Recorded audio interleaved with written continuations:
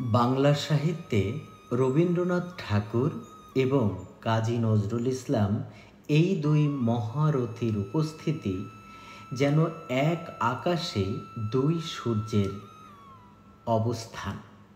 প্রিয় বন্ধুরা, তাদের পথ আলাদা, ধারা আলাদা, কিন্তু গন্তব্য এক।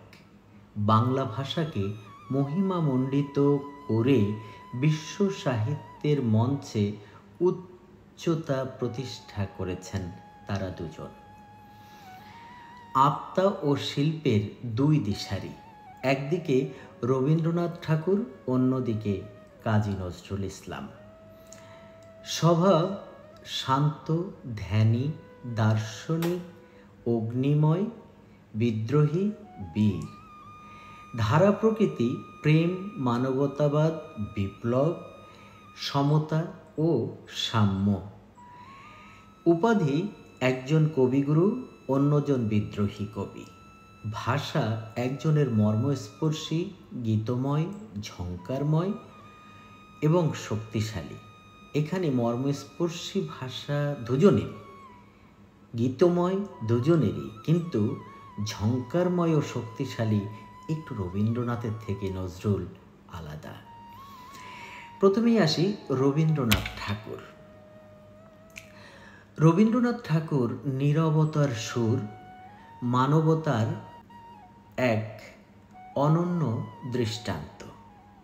আমরা এই দুই মহারথীর জীবন এবং তাদের যাপিত কর্মকাণ্ড নিয়ে এখন আলোচনায় আসি। যে কথা বলছিলাম, রবীন্দ্রনাথ ঠাকুর নীরবতার সুর, মানবতার মহাগীতি।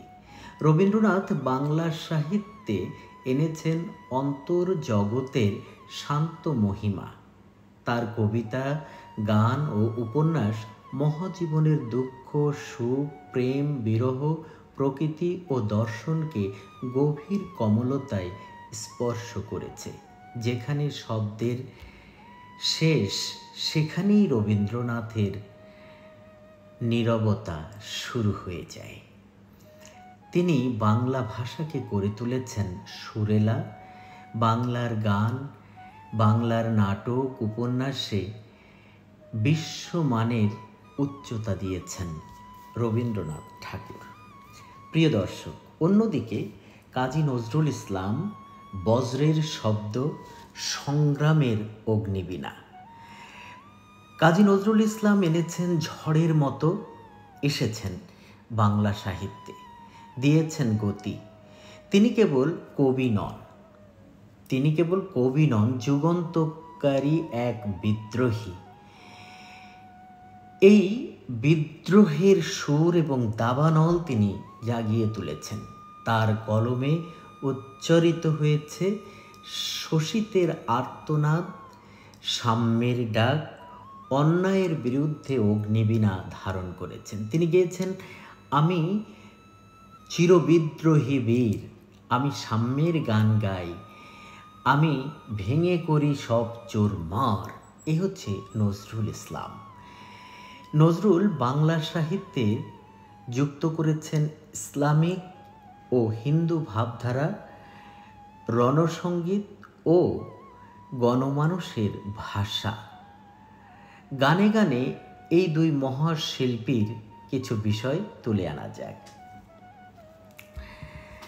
প্রিয় বন্ধুরা, রবীন্দ্রসঙ্গীতে শান্তির সুধা, প্রেম ও ভক্তি একটি গতিধারার মহাগ্রন্থ।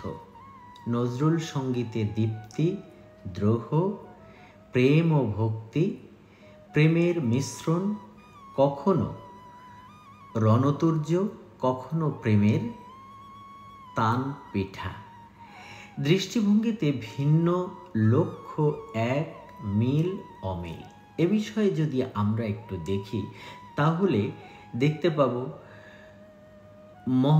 মানব প্রেম, সাম্য, সাহিত্যকে পূজা, প্রকাশভঙ্গি, একজন শান্ত, অন্যজনে প্রলয়। বাঙালির আত্মপরিচয় নির্মাণে রবীন্দ্রনাথের বিশ্বপথিক আর নজরুল লড়াকু সৈনিক। সঙ্গীত ও কবিতায় অমর অবদান, একজন দার্শনিক স্রষ্টা, অন্যজন বিপ্লবী বাদক। নিশ্চয়ই এই আলোচনা আপনাদের মনের খোরাক জোগাতে সক্ষম হবে। প্রিয় বন্ধুরা, শেষ কথা যদি আমরা একটু বলি, রবীন্দ্রনাথ বাঙালি মনন গড়েছেন, নজরুল বাঙালির মেরুদণ্ড সোজা করে দাঁড়াতে শিখিয়েছেন। আমরা একজন শিখিয়েছেন ভালোবাসা, অন্যজন শিখিয়েছেন ভালোবাসার জন্য লড়াই। আপনি সত্যি বলতে এখন যদি একটু প্রশ্ন করেই ফেলেন নিজের মনকে, যারা বলে রবীন্দ্রনাথ নজরুলের মধ্যে একটা দ্বন্দ্ব, একটা মিশ্রণ, একটা সংঘাত, সংঘর্ষ বাঁধাতে চায়, তারা এই আলোচনাটি থেকে বুঝতে পারবেন যে না, দুজনের অবস্থান একই মাঠে হলেও দুজন ভিন্ন বৈশিষ্ট্য নিয়ে খেলেছেন বাংলা সাহিত্যে। রবীন্দ্রনাথের গানের গাম্ভীর্যতা মানুষকে যত আকর্ষণ করে, নজরুলের গানের প্রতিপাদ্য মানুষকে উজ্জীবিত হতে শেখায়। রবীন্দ্রনাথ ঠাকুর বাংলা সাহিত্যকে বিশ্বমঞ্চে মঞ্চায়ন করতে যেমন পেরেছেন, কাজী নজরুল ইসলাম বিশ্বের নিপীড়িত, বঞ্চিত, শোষিত মানুষের কণ্ঠস্বরের রূপ ঠিক তেমনি নিতে পেরেছেন। আজকের এই আলোচনাটি আপনাদের কেমন লাগলো সেটি অবশ্যই কমেন্টসে জানাবেন।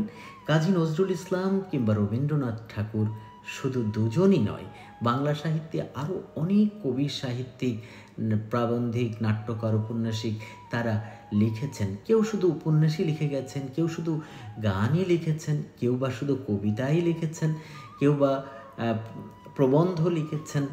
কিন্তু কবি রবীন্দ্রনাথ ঠাকুর এবং কবি কাজী নজরুল ইসলাম, তাদের সমান পদচারণা ঘটেছে বাংলা সাহিত্যের সর্বখানে। তাদের অনন্য উচ্চতা যেন ছুঁয়ে দেখতে গেলে আপনাদের বহুদিন অপেক্ষা করতেই হবে। বিশ্বকবি রবীন্দ্রনাথ ঠাকুর, বিদ্রোহী কবি নজরুল ইসলামের স্মৃতির প্রতি বিনম্র শ্রদ্ধা জানিয়ে আজকের আলোচনা এখানেই শেষ রাখছি। খোদা হাফেজ।